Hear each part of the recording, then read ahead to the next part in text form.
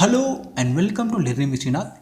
ఈరోజు మన ఈనాడు ఎడిటోరియల్ భాగంగా దేశ రక్షణకు నిధుల సవాలు, నిరాశ కలిగించిన కేటాయింపులు అని చెప్పేసి ఎడిటోరియల్ ఇవ్వడం జరిగింది. దీని గురించి మనం డీటెయిల్గా అనలైజ్ చేద్దాం. అలాగే మన ఎగ్జామ్ పాయింట్ ఆఫ్ వ్యూలో ఒక మెయిన్స్ క్వశ్చన్ ఇద్దాం. దానికి మీరు ఆన్సర్ రాసి మన టెలిగ్రామ్ గ్రూప్లో అప్లోడ్ చేయండి. దీని ద్వారా మీ ఆన్సర్ రైటింగ్లో ఎక్కడెక్కడ ఇంప్రూవ్ చేసుకోవాలన్న దానిపైన మీకు స్పష్టత ఏర్పడుతుంది.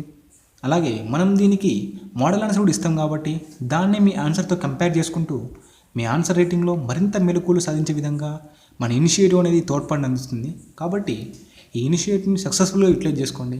అలాగే మమ్మల్ని ప్రోత్సహించడానికి మన ఛానల్ని మీ ఫ్రెండ్స్కి, మీ కుటుంబ సభ్యులకి షేర్ చేయడం ద్వారా మమ్మల్ని మరింత ప్రోత్సహించడానికి ఆస్కారం ఉంటుంది. కాబట్టి ఆ పని చేయండి. అయితే ఈ ఎడిటోరియల్లో మన రైటర్ ఏం చెప్తుందంటే, కరోనాతో స్తంభించిపోయినటువంటి ఆర్థిక వ్యవస్థను పటిష్టపరచడానికి ప్రభుత్వ బడ్జెట్ కొంతమేర చర్యలు తీసుకుందన్నమాట. అయితే ఆరోగ్య రంగానికి ఎప్పుడు లేనంత విధంగా దాదాపు 137% నిధులు కేటాయిస్తే రక్షణ రంగానికి మాత్రం కేవలం 1.5% మాత్రమే నిధులు కేటాయించడం జరిగింది. అయితే ప్రస్తుతం ఉన్నటువంటి ఈ పరిస్థితులలో ఈ నిధులు ఏమాత్రం సరిపోవు అని చెప్పేసి మనకు ఎడిటోరియల్ చెప్పడం జరిగింది. అయితే మనకు రక్షణ వ్యవస్థ చూసుకున్నట్లయితే మనకు బాగా థ్రెటనింగ్ ఇష్యూస్ ఏంటంటే రెండు, ఒకటి చైనా, ఇంకొకటి ఏమో పాకిస్తాన్ అన్నమాట.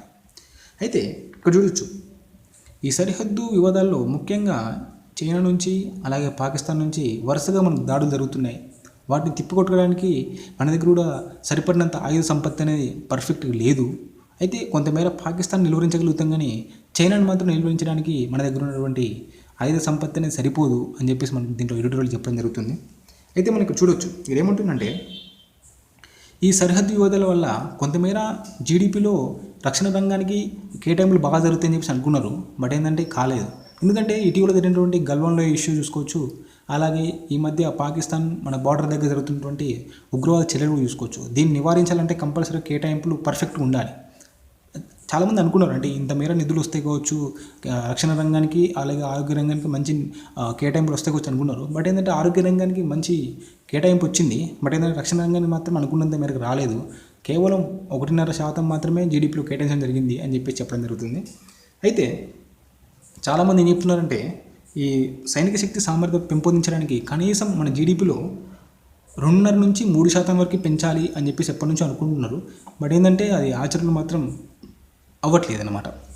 అయితే మనం చూసుకోవచ్చు, మనము 2011 నుంచి 2012లో మనం అప్పుడు అంటే దాదాపు 10 సంవత్సరాలుగా మనము అనుకున్నంత మేర అంటే జీడీపీలో అప్పుడు కొంతమేర మంచిగానే మనం మన కేటాయింపులు జరిపేది.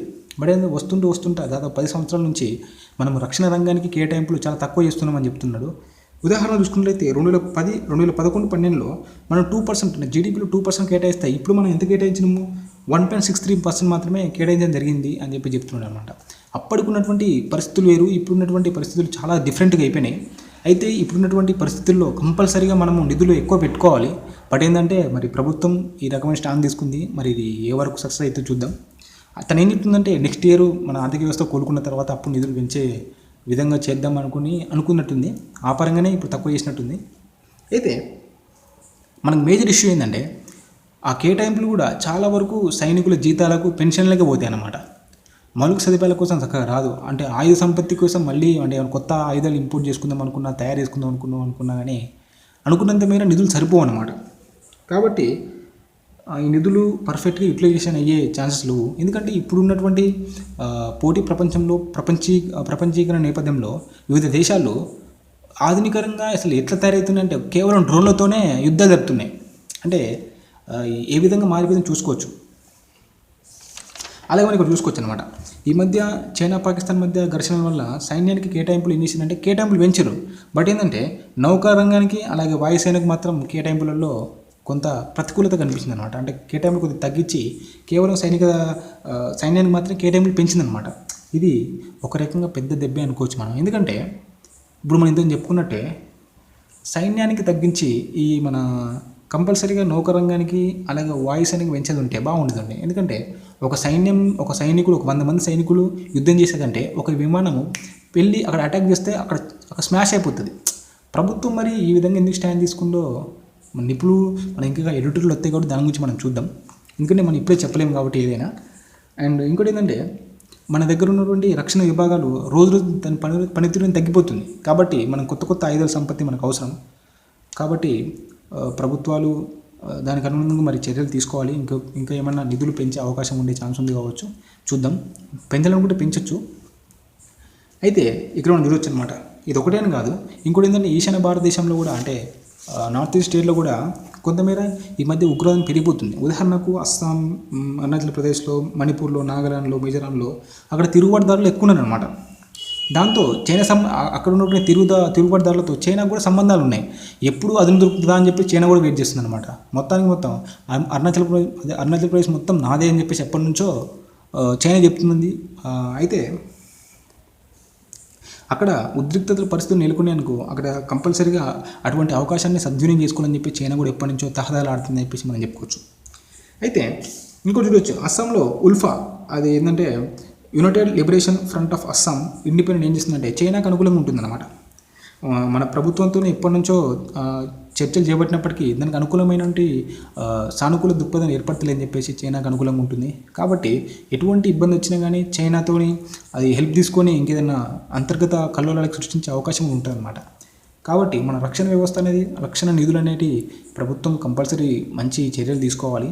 ఇంకోటి ఏంటంటే ఇక్కడ చూసుకోవచ్చు, అంటే మిజోరాంలో కూడా అంటే మనకు పౌరసత్వ సవరణ చట్టానికి అక్కడ వ్యతిరేకంగా చైనాకు అనుకూలంగా రాష్ట్ర మాజీ ముఖ్యమంత్రి కూడా పోయిన సంవత్సరం ఒక రకంగా ప్రదర్శన చేపట్టింది అనమాట. ఒక రకంగా అది మన అల్లర్లకు అలాగే వివిధ రకాల చర్యలకు ఒడిగట్టింది అనమాట. ఈ నేపథ్యంలో ప్రభుత్వం చాలా అప్రమత్తంగా ఉండాలి, రక్షణ రంగాన్ని పటిష్టపరచుకోవాలి, అలాగే నిఘా సంస్థలను ఎప్పటికప్పుడు ఆధునీకరించుకోవాలని చెప్పేసి మనకు చెప్తుండు. అయితే ఇక్కడ మేజర్గా వచ్చే విషయం ఏంటంటే మన కాశ్మీర్లో అయినప్పటికీ అలాగే నార్త్ ఈస్ట్ స్టేట్లో అయినప్పటికీ మేజర్గా ఉండే యువత అక్కడ వాళ్ళకి ఉద్యోగాలు లేపడంతో వాళ్ళు తిరుగుబాటు దళాలు చేరిపోతున్నారు అనమాట. కాబట్టి అసలు మేజర్గా ఈ తిరుగుబాటు దళాలకి యువత పోకుండా ఉద్యోగాలు వాళ్ళు కల్పించడం వల్ల మనం అనుకున్నంత మేర సక్సెస్ సాధించడానికి అవకాశం ఉంటుంది. కాబట్టి ప్రభుత్వాలు అటువైపు చర్యలు తీసుకోవాలి, పెద్ద ఎత్తున రిక్రూట్మెంట్ చేసుకోవడం చేయాలి. అలాగే వాళ్ళకి శిక్షణ ఇప్పించి మంచి పోస్టింగ్లు ఇవ్వడం ద్వారా అంటే వాళ్ళని మంచి యూటిలైజ్ చేసుకోవడం వల్ల మనము అన్ని రకాలుగా ముందుండగలుగుతాం అన్నమాట. ఇది మనకు దీంట్లో ఎడిటోరియల్ చెప్పిండు. అయితే ప్రభుత్వం కూడా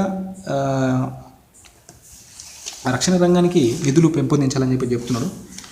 అయితే ఇక్కడ ఏం చెప్తుందంటే ఇంత కనిష్టము దాదాపు 6 దశాబ్దాలుగా మనకు ఎప్పుడు జరగలేదు, ఇట్లా జరిగింది.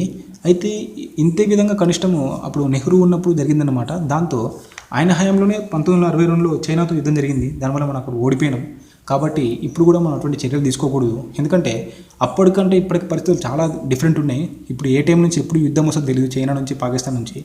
ఒకవేళ పాకిస్తాన్ నుంచి అయితే నిలువరించడానికి మన దగ్గర శక్తి సామర్థ్యం ఉన్నప్పటికీ చైనా నుంచి వస్తే మాత్రం కష్టం అన్నమాట.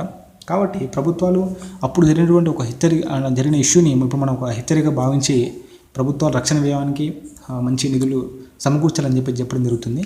ఇది మనకు ఎడిటోరియల్ ఇవ్వడం జరిగింది. దీనికి క్వశ్చన్ ఏ విధంగా వస్తుందో చూద్దాం ఇప్పుడు.